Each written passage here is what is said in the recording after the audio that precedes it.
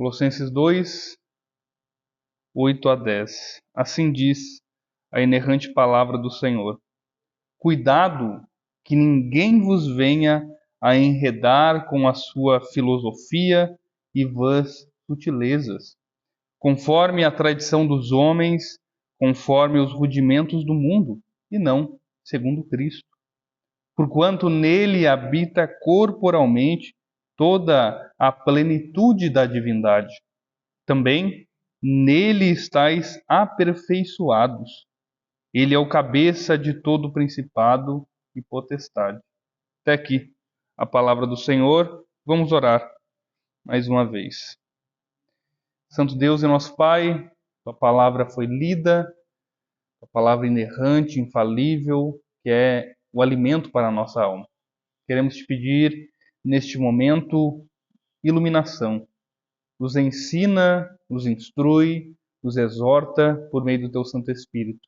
Possamos compreender tua palavra e assim que ela venha a ser aplicada ao nosso dia a dia, aplicada ao nosso coração. Essa é a nossa oração e a fazemos no nome de teu Filho Jesus. Amém.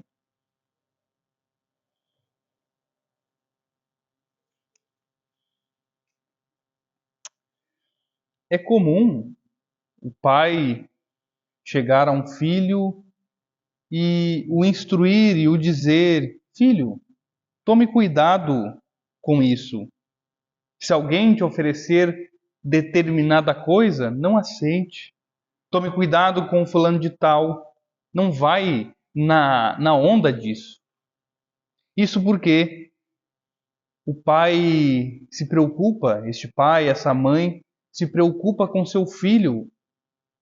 Ela não quer que este filho se afaste do caminho correto e vá então para o caminho contrário, acabando numa ruína, levando à ruína.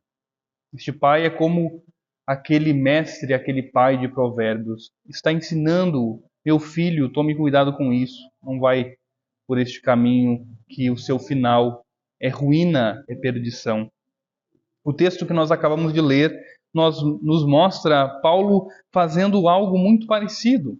Ele está como que um pai para com seu filho, dizendo: tome cuidado com isso. Então Paulo diz: meus irmãos, cuidem com esses falsos ensinos, com essas falsas filosofias, pois elas podem até aparentar algo bom, ter uma boa aparência, mas o fim delas é a perdição.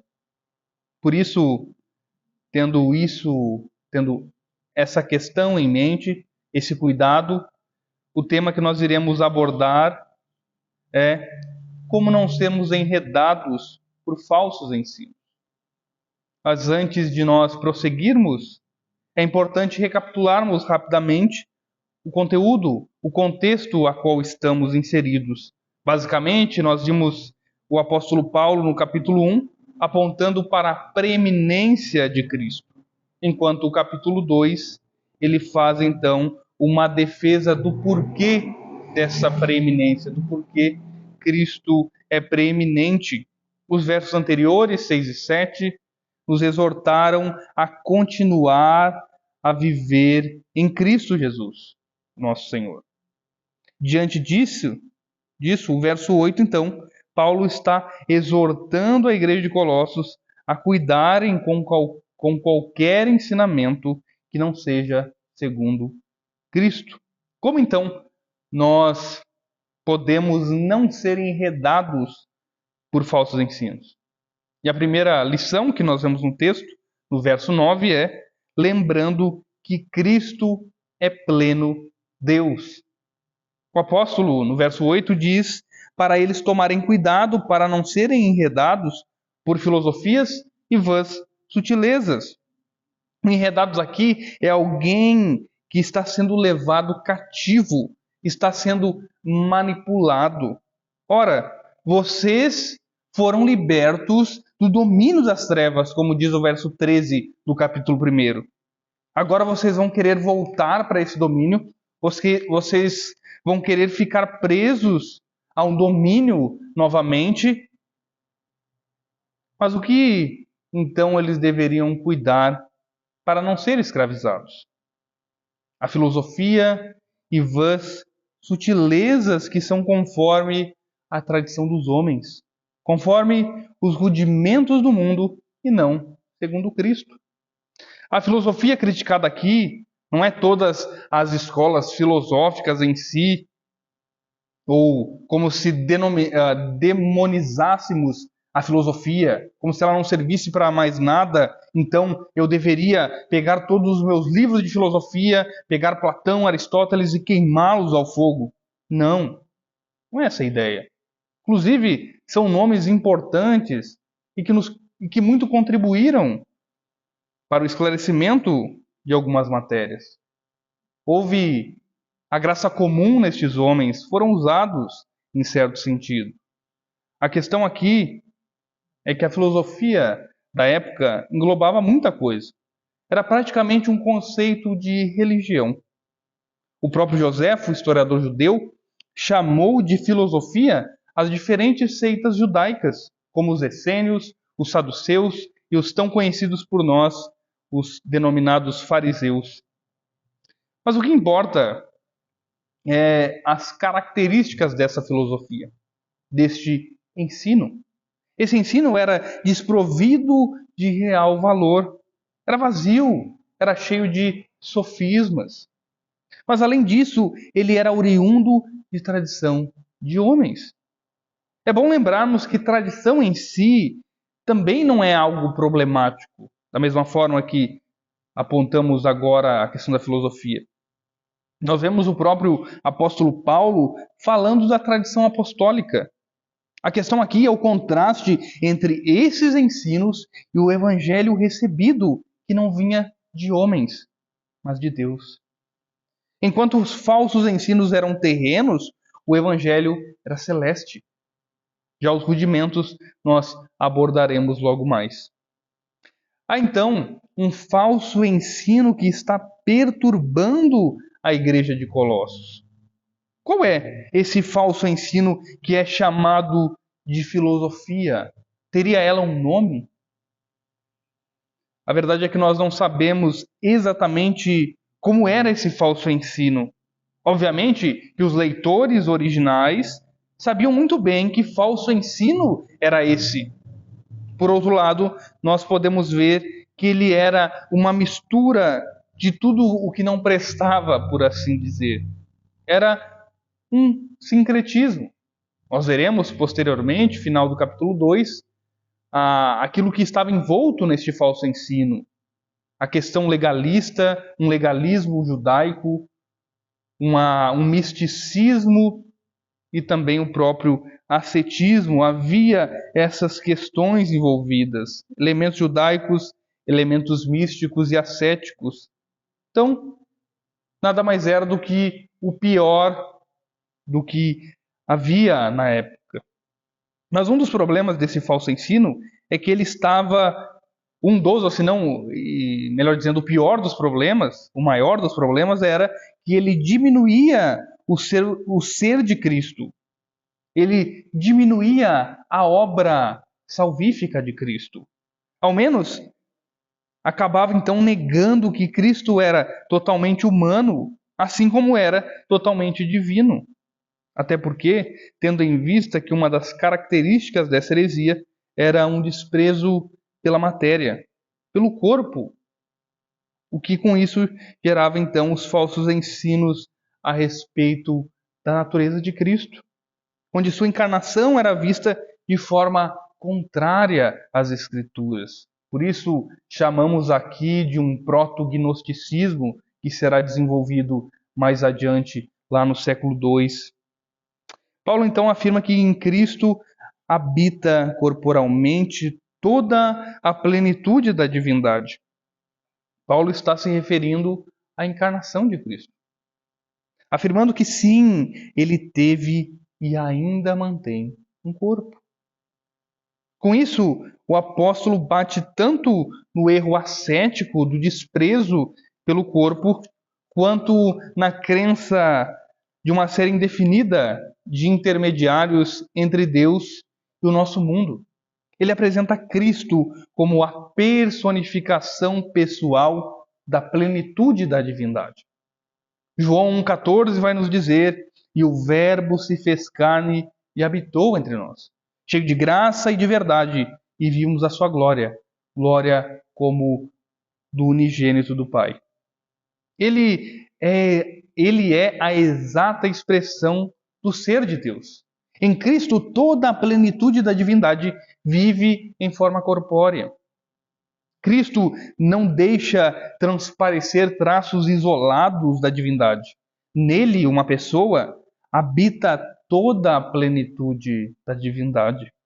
Deus em toda a sua essência. Por essa razão, ele é a resposta a todas as perguntas, não teoricamente em palavras, mas vivamente em sua pessoa. Os falsos ensinos que estavam atacando a divindade de Cristo podem ser nítidos, como é o caso das testemunhas de Jeová. Por exemplo, eles acabam diminuindo Cristo de modo explícito. Você não precisa ir muito longe. Eles vão dizer que Cristo é Deus, mas não o Deus Todo-Poderoso. Ou mesmo os liberais que dizem, melhor dizendo, coisas como: sim, Jesus ressuscitou, mas não literalmente, mas no coração dos seus discípulos. Porém, além dessas heresias dos liberais, das testemunhas de Jeová, que estão explícitas e estão a céu aberto, nós também devemos ter cuidado com questões que podem parecer pequenas, mas que atacam a plena divindade de Cristo. Afirmações como: Cristo é verdadeiro Deus, mas não igual ao Pai. Essas nuances nas pessoas da Trindade que beiram a heresia. No fundo, caindo no que os testemunhos de Jeová fazem. Isso acontece não somente entre eles, mas entre igrejas evangélicas. Você vê esse tipo de pensamento, como se Cristo fosse um tanto inferior ao Pai. Outro exemplo, nós cremos nos solos Cristos, mas muitos cultos estão cheios de tudo menos Cristo, tendo louvores que exaltam ao homem, enquanto Cristo fica de escanteio. Sermões que são chamados de sermões de João 20:13, ou seja, eles ilustram perfeitamente a fala de Maria Madalena.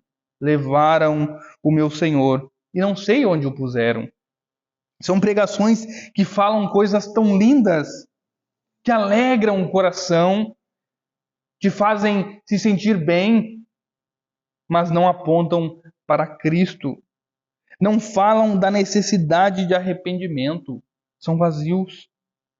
Nós temos vistos ditos pregadores que se sentam em um banquinho, quase à luz de velas, e falam coisas tão boas, tão aprazíveis de serem ouvidas. Coisas como: vai nessa tua força, campeão. Deus é contigo. Preciosidade de Deus. No fim, Cristo é apenas um subterfúgio para o ego e vaidades humanas. Cristo é Deus e Ele é digno de toda a nossa adoração. Enquanto os falsos ensinos têm origem humana, a verdade, então, tem origem divina.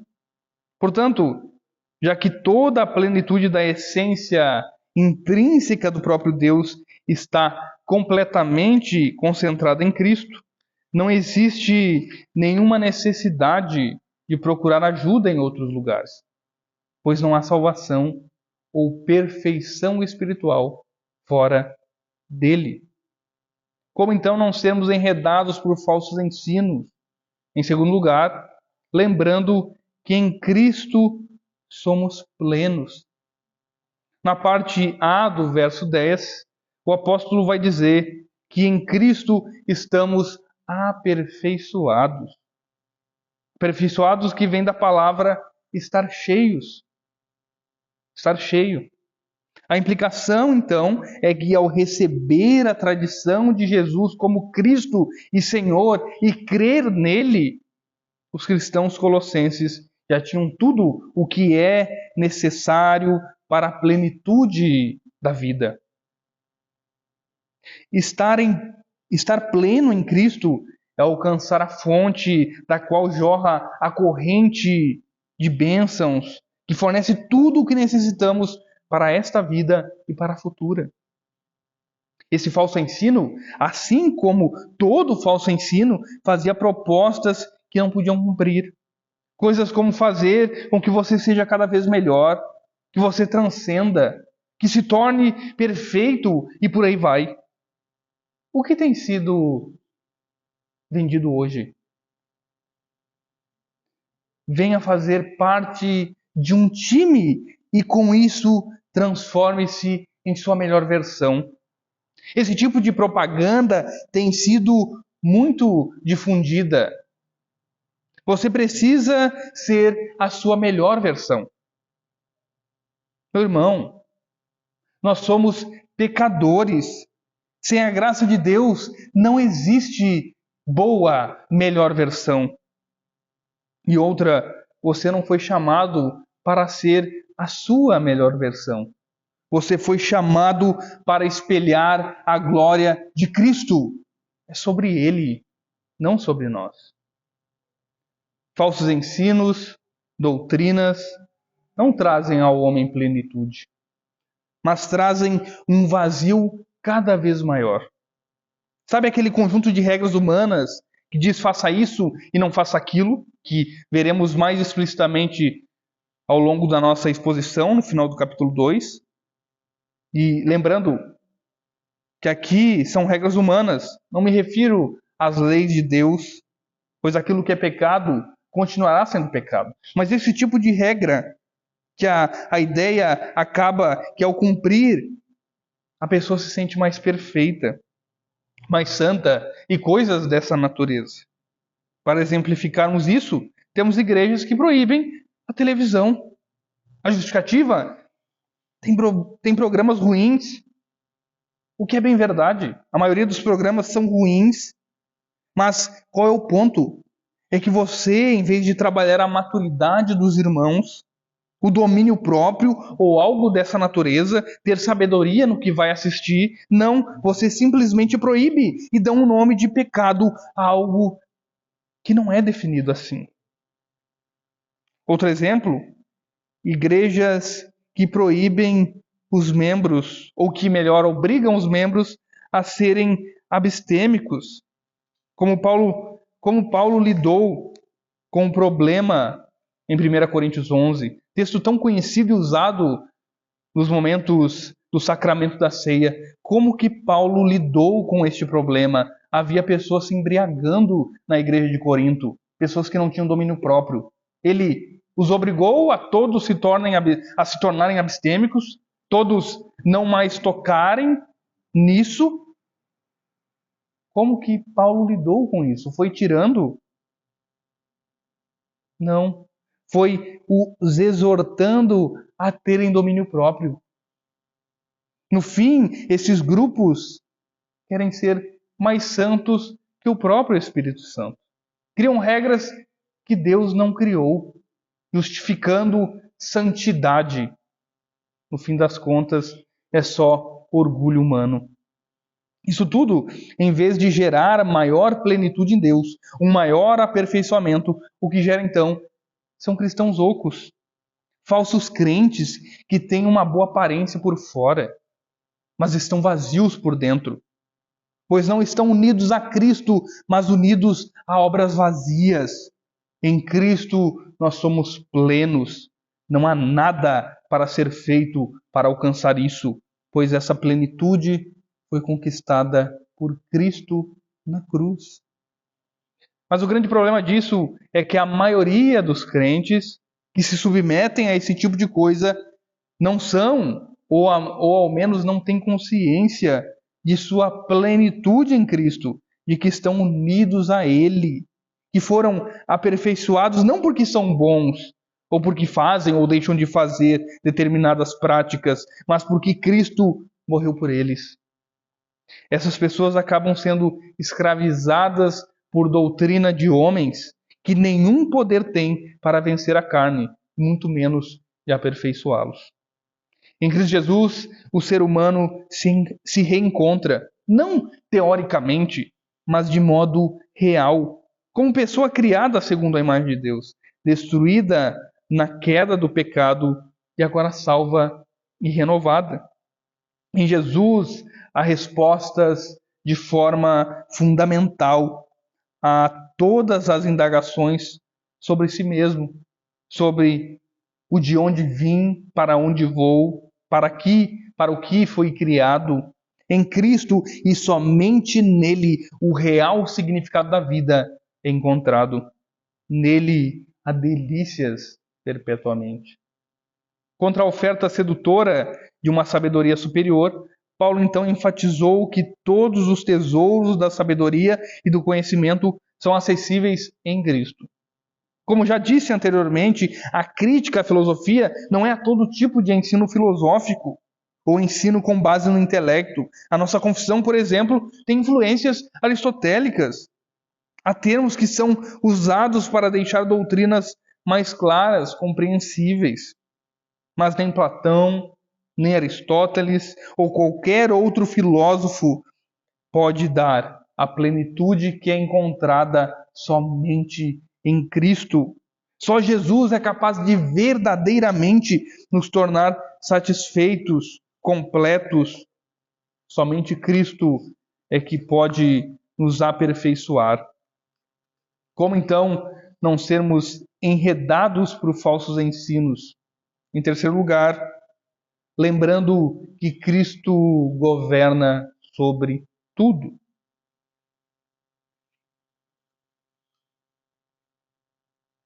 Agora sim,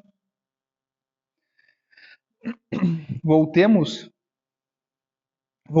para a expressão rudimentos do mundo. O que isso significava ou significa? O termo rudimentos aqui, mesmo em português, nos leva à ideia de um elemento básico, inicial. Isso tem relação, então, com o significado do termo original, que apontava para os 4 elementos básicos da natureza: terra, fogo, água e ar. Mas aí você pode tentar encaixar esse conceito ao texto, conforme terra, fogo, ar.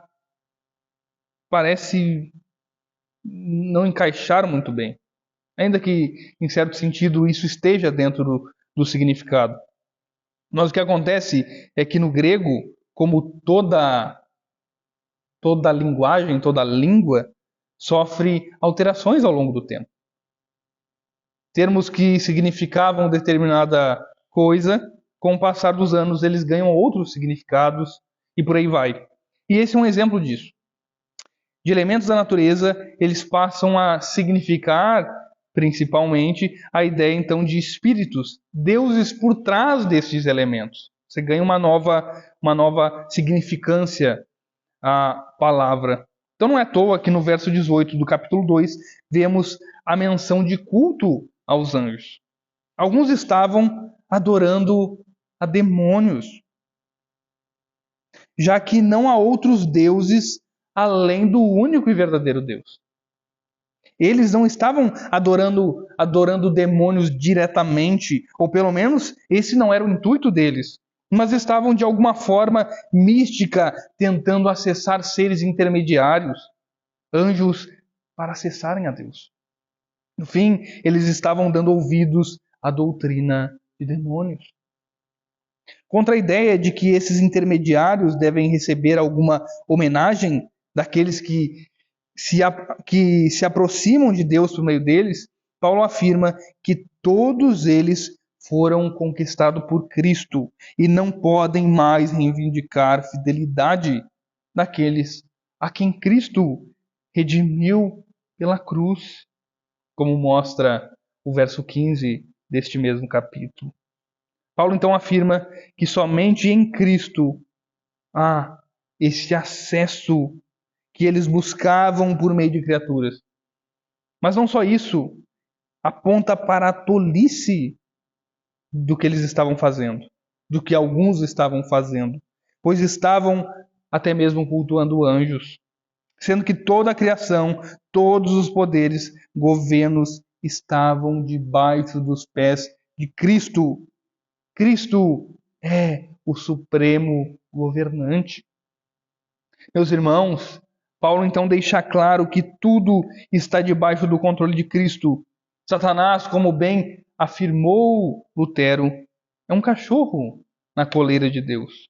Só pode ir até onde Deus lhe permitir. Nos dias de hoje, ainda há alguns resquícios desse tipo de coisa. Doutrinas de demônios têm adentrado as igrejas. O legalismo é uma praga que acaba diminuindo a cruz de Cristo.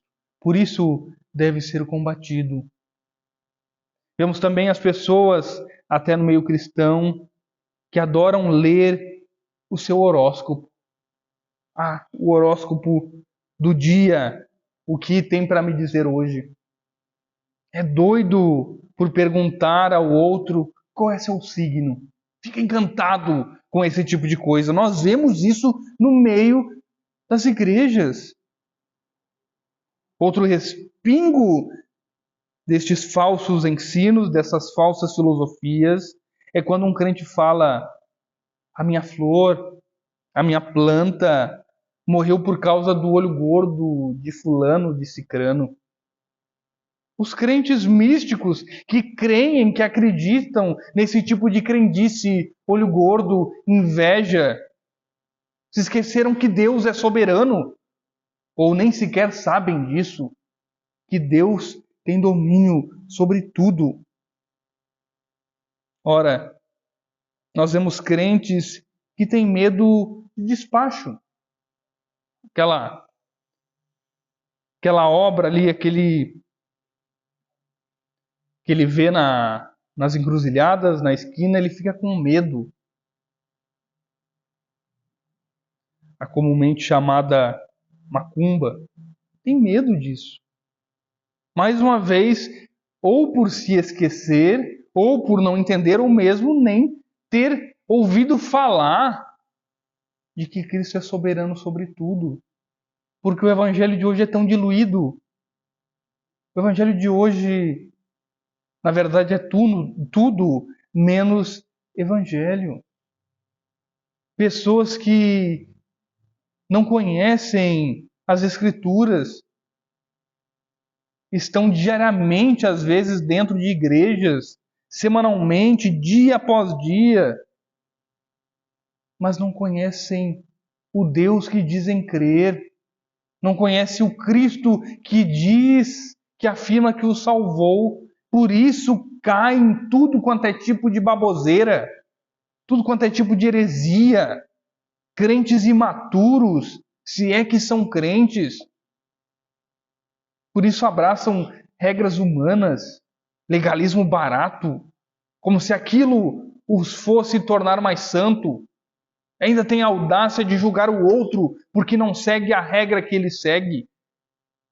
Isso é terrível. Pessoas cheias de misticismo, de crendices, que não têm base alguma nas Escrituras, mas que envolvem a sua fé em coisas dessa natureza.